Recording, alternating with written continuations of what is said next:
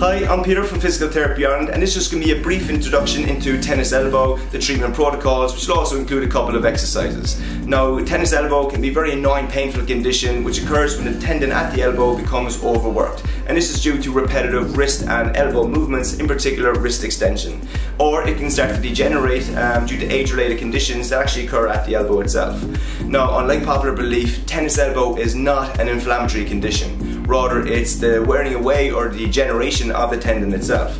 And there actually is a big difference here, and that's why a lot of the treatments that focus on treating the inflammation at the elbow don't have any real effect. Right, so let's take for example a simple act as typing on a keyboard, and you can try this as well yourself now, and just do the typing movement here, and you can see all the muscles contracting along the forearm all the way to the outside of the elbow. Now, even though this is such a small movement, if it's done repetitively, it can actually initiate that degenerative process that can irritate the outside of the elbow. Now, similarly, there are other activities that involve a lot of gripping, a lot of heavy lifting. Any activity that involves a lot of repetitiveness of the wrist and the elbow can essentially lead to tennis elbow, particularly if they're activities that you're unaccustomed to doing.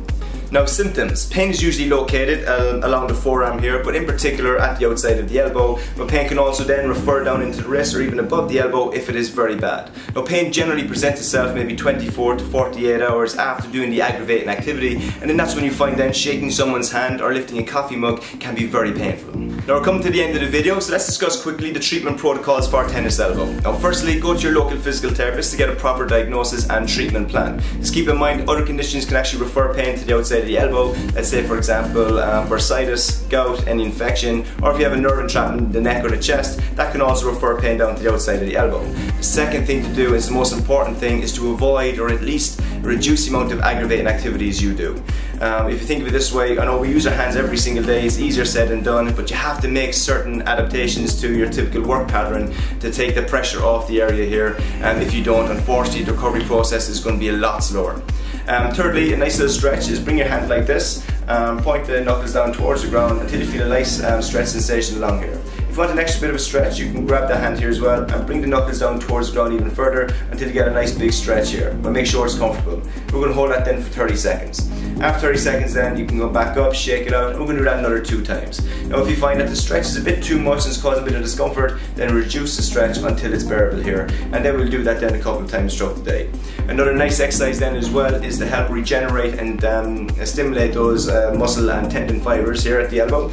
Just bring the arm at 90 degrees like this and the hand out, and now we're going to press down on the finger and hand very lightly until we feel a sensation up along the outside of the elbow along the forearm. We're going to hold that 5 seconds and relax. And then we're going to do that maybe 10 times in a row, and then we'll do that twice a day. Now, if you find that's causing any pain here at the elbow, then don't press down as much, just reduce the pressure a small bit. What's happening is here now we're stimulating those muscle and tendon fibers here to help regenerate the area. Now, lastly, I want to discuss corticosteroid injections. They're not something I'll be kind of rushing into because you can't get a lot of them because it only damages soft tissue there. It is a muscle relaxant, a pain reliever, and also kills inflammatory cells, even though it's not an inflammatory condition. But that will also mask the pain here, making you think that you can go about your daily life normally, but you could also be aggravating at the same time without actually realizing it. So I would stay away from corticosteroid injections if, for example, however, if you find that after maybe 3 to 4 months of doing physical therapy and there's been no help, then you may consider perhaps doing corticosteroid injection in conjunction with a good physical therapy program. Okay, so that's enough from me today. I really hope you enjoyed this video. If you have any questions at all regarding any injury you might have, do contact me at info@pti.ie. One thing to remember is do not self-diagnose, do not self-treat. Go to your physical therapist first to get a proper diagnosis and treatment plan.